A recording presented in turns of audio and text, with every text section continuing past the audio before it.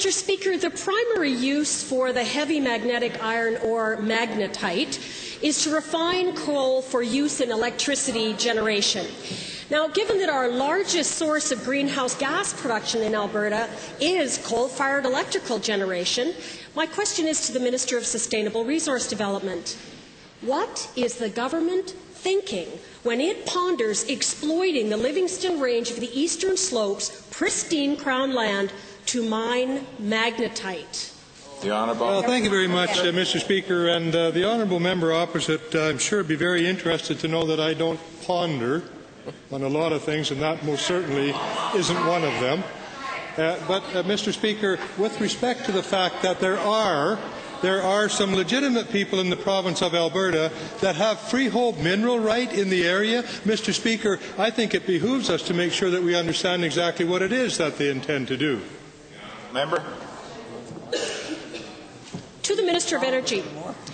Given that carbon capture and storage does not reduce greenhouse gases, it just stuffs them underground, and given that every other Western country is moving away from dirty coal technology, why doesn't the government invest in alternative energy production rather than enabling and expanding development of old technology? Could you run backwards any faster? The Honourable Minister.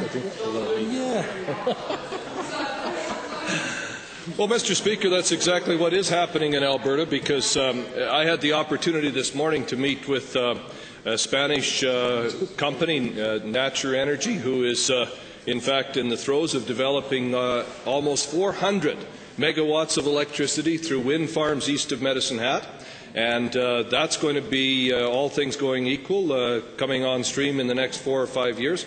Actually, wind production now makes up 8% of Alberta's energy base, and that's expected to double in the next couple of years. The Honourable Member. Thank you. Back to the Minister of Sustainable Resource Development.